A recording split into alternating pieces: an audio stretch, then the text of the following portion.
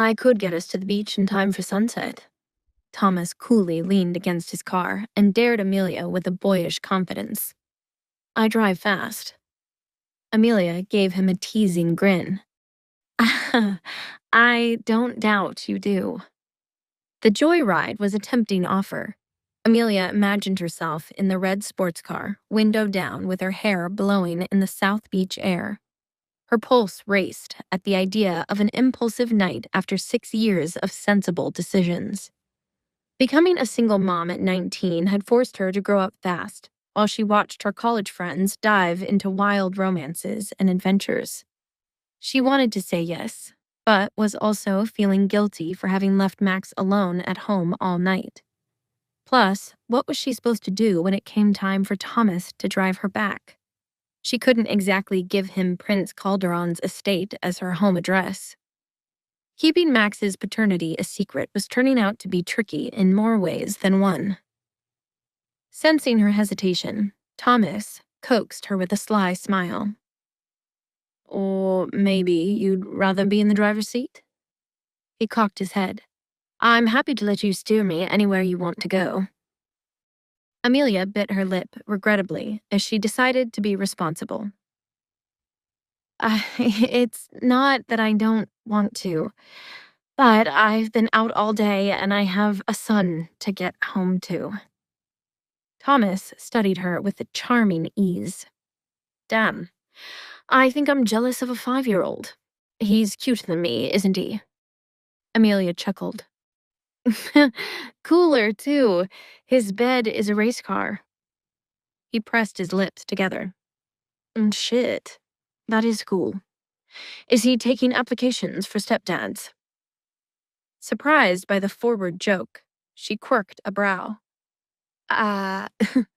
Skipping a few steps before the second date? Well, you did wear white to our first. His comeback made her blush. Just then, he held out his hand. Since we're doing everything backward, let's try to put one thing in order. Give me your phone. Amelia watched, amused, as he saved his number in her phone and texted himself from hers, then tossed it back. I'll call you in a few days for that dinner I owe you. All right, this guy was smooth. Maybe too smooth, but she can't deny the time she spent with him felt effortlessly fun. It was the last thing she expected out of a blind date orchestrated by her grandmother. If dating could be like this, she might consider making time for it. His car roared to life, drove away a few yards, and then suddenly reversed before he rolled down the window and flashed her a mischievous smile. When I call, make sure you answer, okay? Amelia rolled her eyes playfully, before waving him off. When Amelia got home after her date, she went straight to Max's bedroom to check on him and found him perched on the bed watching the news. A nightly ritual she found odd for a 5-year-old. Hey, little moon, she greeted softly. Big star!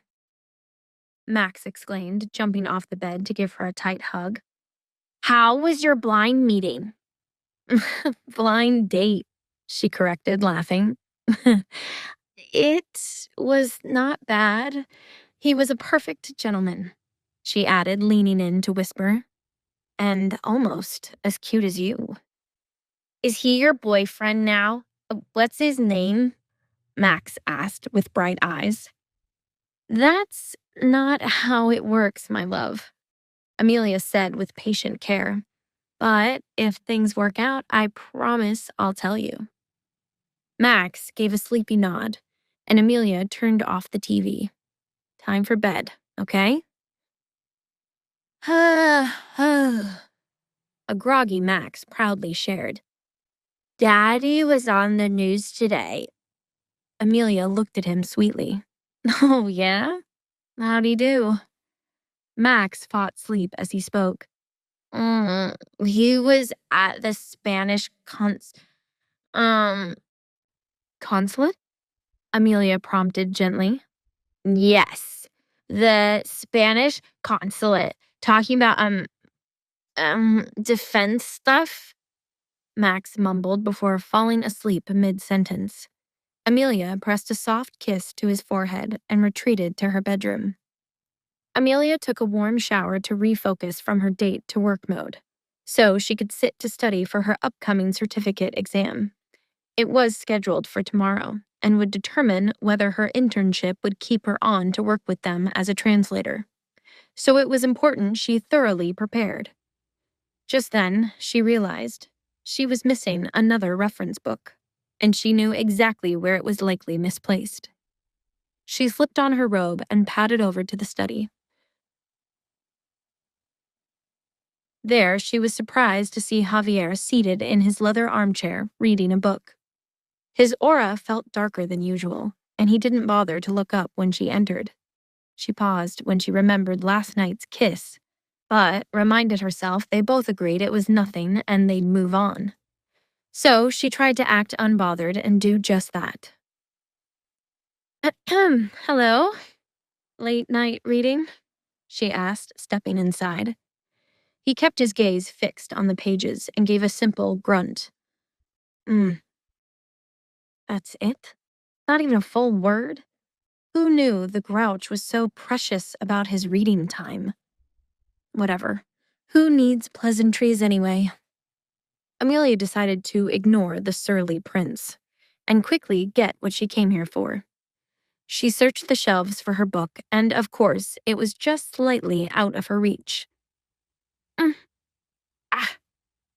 She stretched her arm up and stood on her tiptoes, straining to grab it. How do my books always end up in the heavens? Is this house staff pranking me? After Javier's rude greeting, she didn't dare ask for his help and desperately stretched a little higher. Just then, a shadow fell over her and she felt a warmth behind her. Javier. He had come up behind her to retrieve the book. His broad chest brushed against her back, and his fingers lightly grazed hers as he reached past her to grab the book, sending a jolt of electricity through her. She felt his deep voice rumble. Here. She turned, and when she did, their faces were so close that only an inch separated their lips. Her eyelashes almost brushed against his nose, and she could feel his breath. His gaze darkened slightly, and her breathing quickened.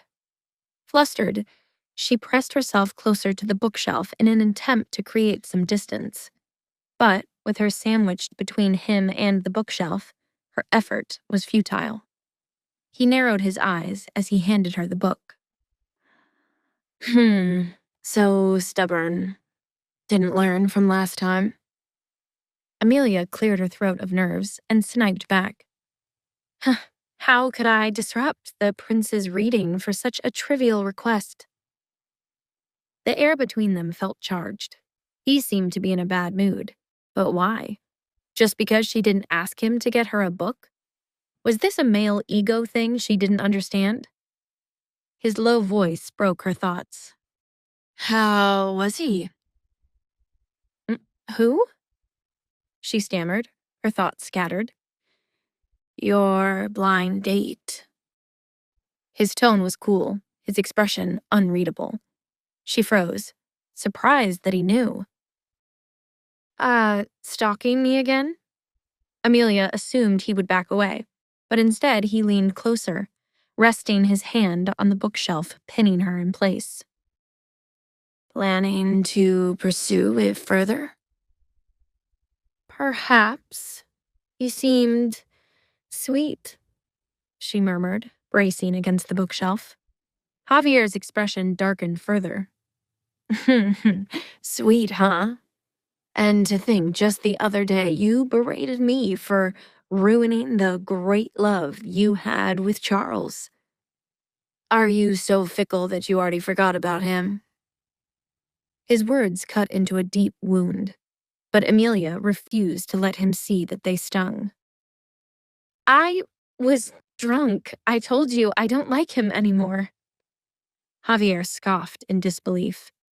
She didn't understand what she'd done to earn such an interrogation. But since he was sticking his nose in her personal life, she could finally ask a question of her own. And you? Are you going to marry Miss Sans? Amelia held her head up, coolly, and spoke matter-of-factly. I don't care, either way. I'd just like to know roughly when the wedding would be so I can make plans, as I need to move out. Javier's jaw clenched in displeasure. This woman was like a broken record today, emphasizing how little she cared. First about the kiss, and now about his marriage. He turned and walked out, but Amelia followed on his heels. Do conversations only work one way, with your highness? You ask all the questions and I get no answers? Javier growled with icy frustration. You don't need to worry about all that. Unless I tell you to leave my house, you're not going anywhere. Amelia stared at him, baffled by this demand. Before she could formulate a response, Javier had strode out, leaving her alone, clutching the reference book to her chest. The next day at work, an emotionally worn Amelia sat with Faith in the lunchroom, studying for their certification exam, which was only a few hours away. Amelia tried to focus, but her mind kept drifting back to Javier's intense interrogation and the words he barked at her last night. Unless I tell you to leave my house, you're not going anywhere? How could Javier manage to make that statement sound both like a reassurance and a threat? And what did he mean by it? Faith, she said hesitantly, can I get your take on something? Faith teased. Did you change your mind about flashing the inspectors so I can steal the test answers? Faith glanced up and noticed Amelia's serious expression. Oh, what's wrong, Ames? Hypothetically, Amelia started. Let's say you're at a job you like, but you're unsure whether your boss intends to replace you with someone more qualified. But when you ask him, he says that unless he tells you to leave, you're not going anywhere. Faith frowned, confused. What kind of non-committal answer is that? Did Mr. Schultz say that to you in your performance review? Ugh, he's such a prick. I'll go above him and talk to Lauren. Amelia quickly shook her hands. No. It's not Mr. Schultz. Shh, it's fine. Faith didn't understand. Who said that to you then? Just then, there was a commotion in the lunchroom as a cluster of employees flocked to the TV in the lounge. Their energy was anxious, which caught Amelia and Faith's attention. They joined their colleagues gathered by the TV where a breaking news report was playing. What's going on? Amelia asked. A coworker turned to her, his expression grim. There was a bombing. They think it's a terrorist. Faith exclaimed, What? That's terrible. Where? Downtown at the Spanish Consulate, the man replied, and Amelia's stomach dropped and her heart began to race. The Spanish Consulate? That's where Javier's office is. Worried, Amelia shoved her way to the front of the TV where she read the headline. Breaking news. Deadly bombing at the Spanish Consulate. Prince Calderon's whereabouts and condition unknown. Amelia's breath hitched, and her chest tightened as panic began to set in. She gasped under her breath. Javier. She couldn't hear the news reporter. Can someone turn this up louder? Her breathing was harried, and she shouted, Who has the remote? How do we turn this thing up? I can't hear what's happening. To find out what happens next, download the Pocket FM app in the next minute to get free access to all episodes of The Royal Accident for free.